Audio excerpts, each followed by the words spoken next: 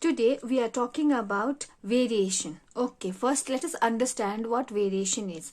If two variables, for example x and y, okay, if two variables are related to each other in such a way that if I change one of them, the other one also changes, then in that case we say that x and y are related to each other.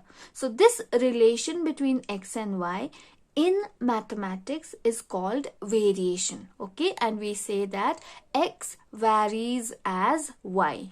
For example, see, I have taken x equal to 2y. All of you know this is a mathematical equation, and you know that whenever I change y, x also changes according to it, isn't it? For example, if I put the value of y as 1, then how much will be my x? My x will be 2 into, in place of y, I'll put a 1. So it will be x equals to 2. So what did I get? When y was 1, x was 2. Now, if I change the value of y, then what will happen to this value? See, instead of 1, if I put y equal to 2, you can see I have changed the value of y. Then when I change the value of y, what will happen to x? My x will also become x equals to 2 2's are 4.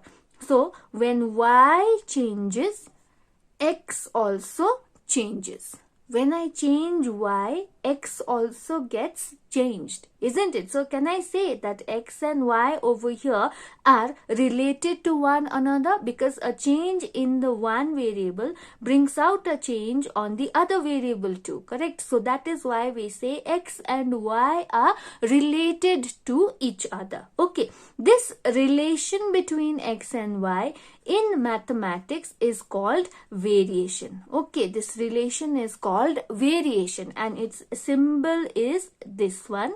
Okay, and if I have to write it, I'll write it as x varies as y. Got it? In mathematics, this relation is shown as x varies as y. And what is the meaning of it? It means that when y changes, x also changes with it. Okay, the change can be anything. It can be if y increases, x also increases. It could be when y decreases, x also decreases. Or it could be the opposite also. When y increases, x decreases. And when y decreases, x increases. So this relation is called variation. Variation is of two types. One is direct variation, other one is inverse variation. Now, by the name itself, you must have understood direct means that when x varies directly as y. What is the meaning of it? When y increases, x also increases.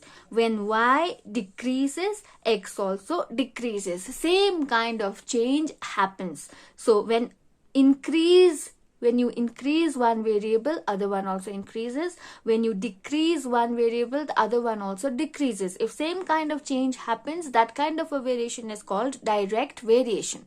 Okay, whereas in inverse variation, the relation is opposite to one another. For example, when y increases, x decreases, and when y decreases, x increases. And this inverse relation, this opposite relation is shown as x varies as 1 upon y. Okay, when the relation is opposite to each other, yes, in that case, you will show this relation by writing 1 upon y. Don't forget this one.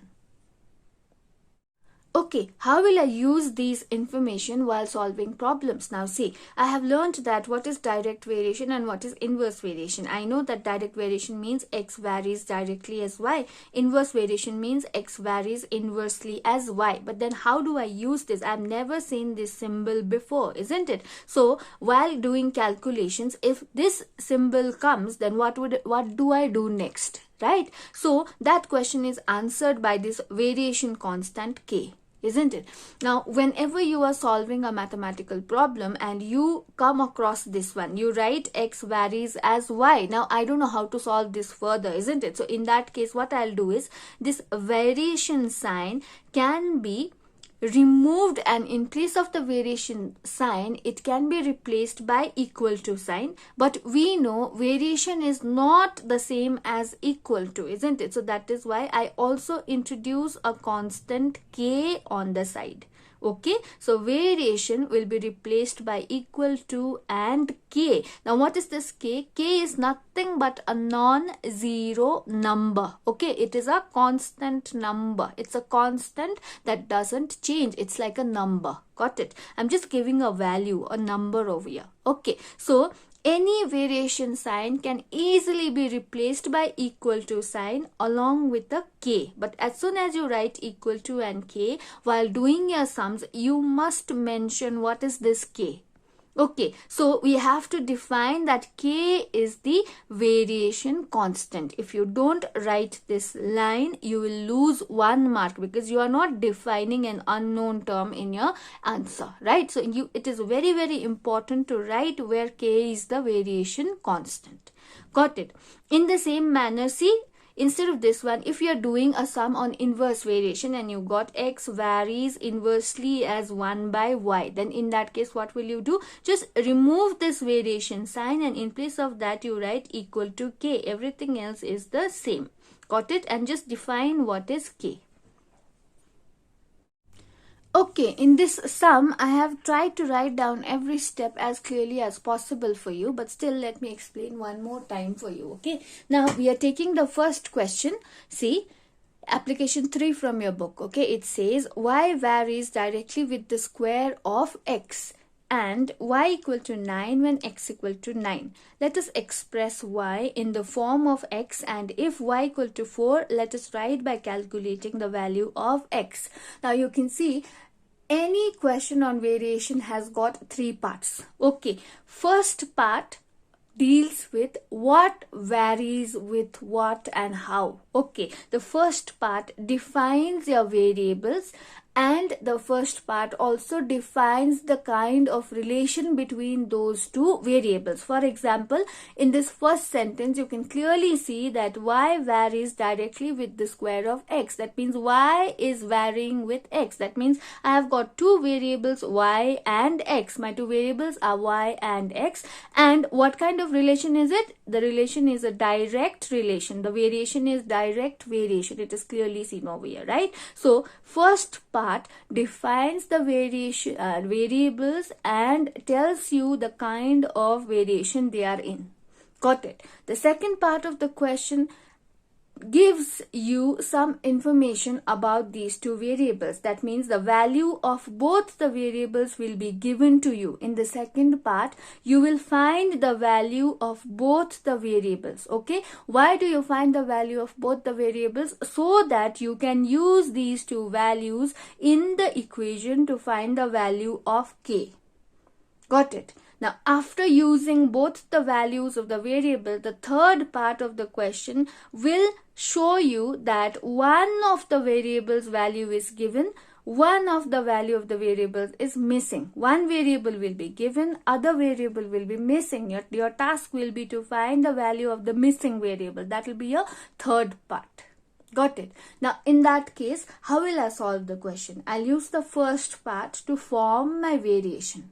Okay, so use the first part. It says y varies directly with the square of x. So let me write y varies directly with what? Square of x. Square means whole square of x. So x square. I got my variation, correct? As soon as you get your variation, change it into an equation by writing in place of variation equal to k and defining what is k.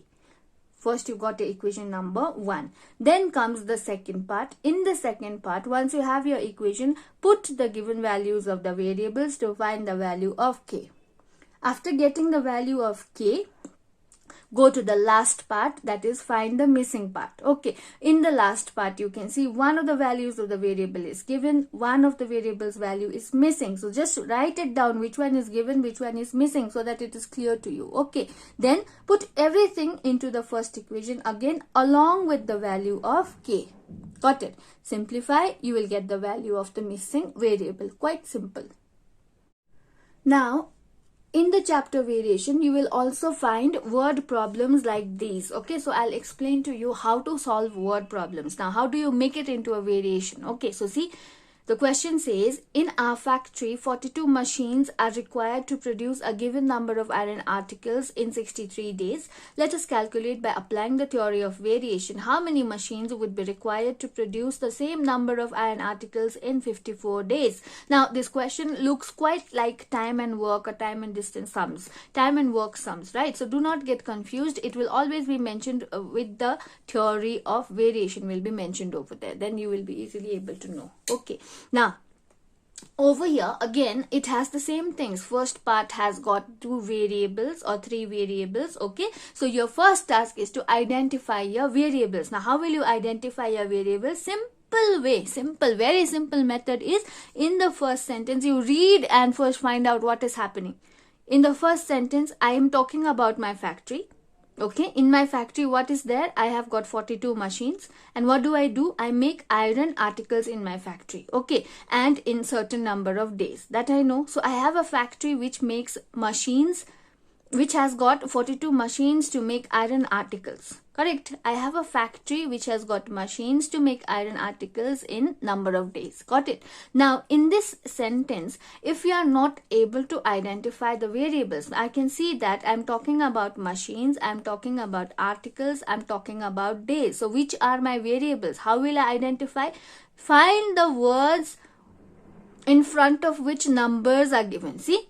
I know exact number of machines, 42 machines, and I know exact number of days. How many days? 63 days. So I have the number of machines, I have the number of days. So obviously machine is one of my variables and days is my other variable. So this way you will identify your variables. Got it? So what will I write? Let the number of machines be M and let the number of days be D. This is the most important part of your question. Once you are done with this one, everything else is easy.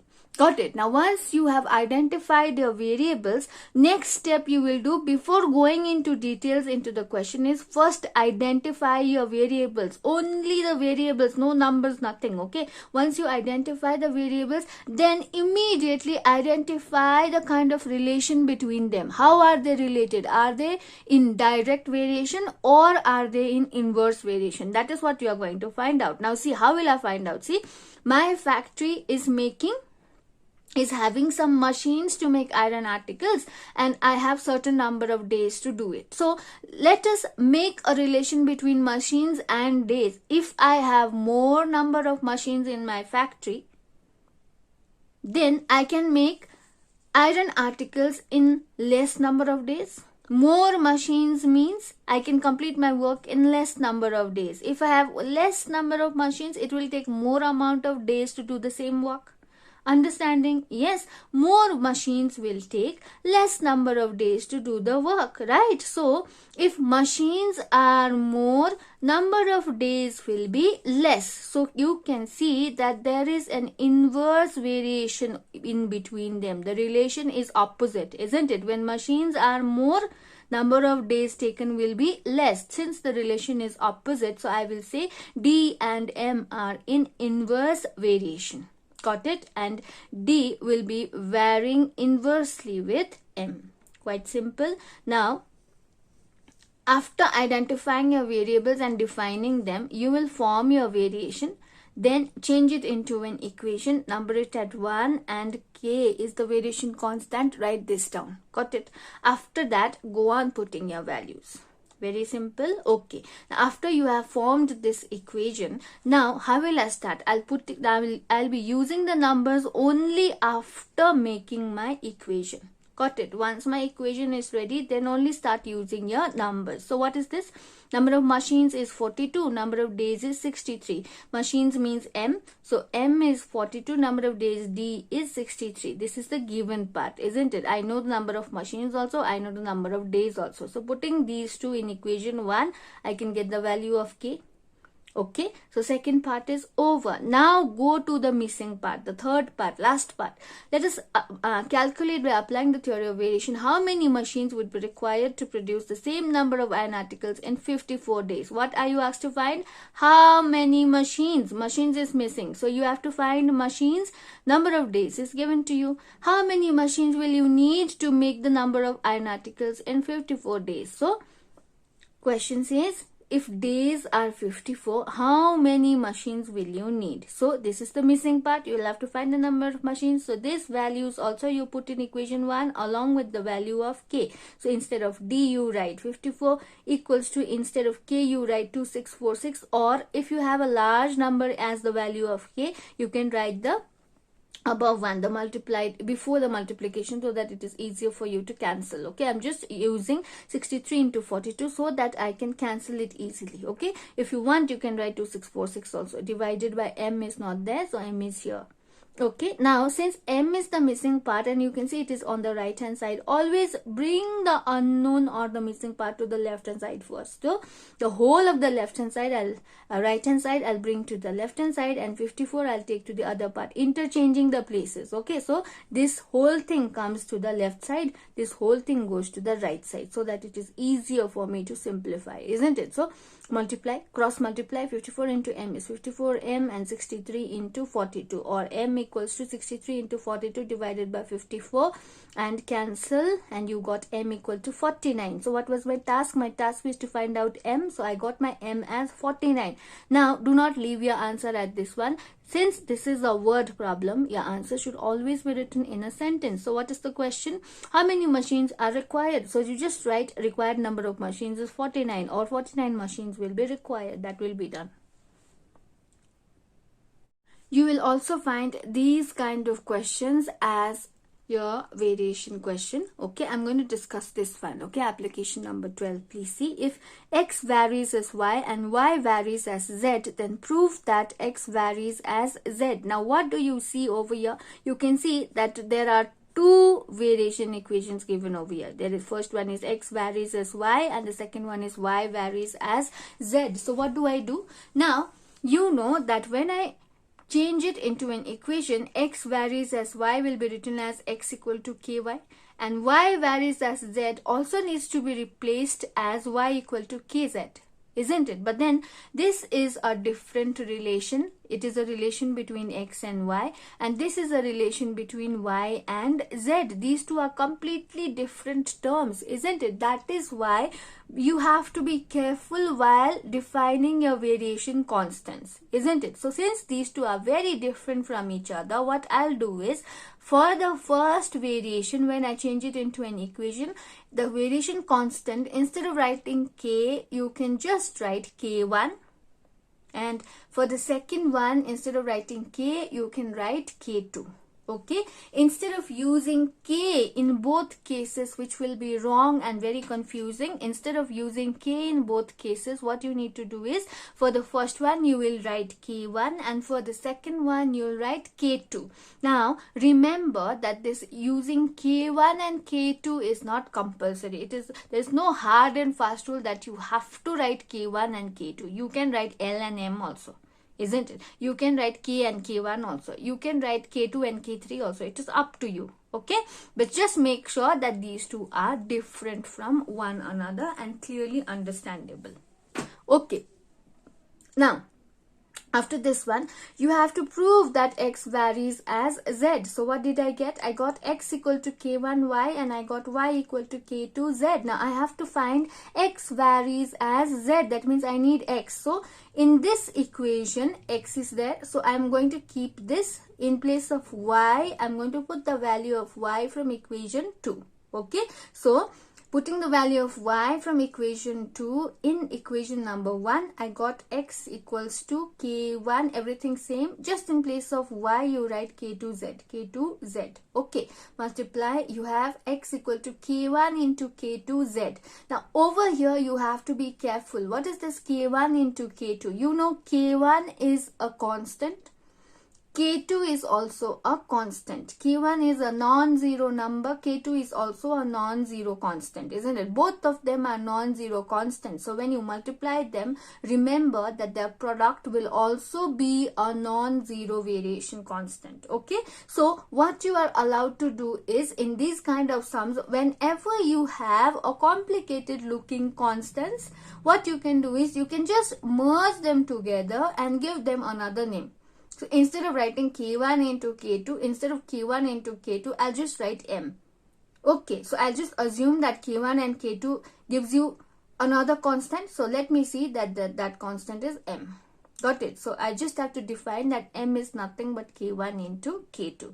So it is easier for me to see. So I got X equals to mz, isn't it? Now in this equation also I have got equal to M, equal to constant, correct? So in place of this equal to an M, I can easily replace it by a variation sign, correct? So I got X varies directly as Z. So that is what I had to prove. So this way you can solve any of the variation questions. They are very simple.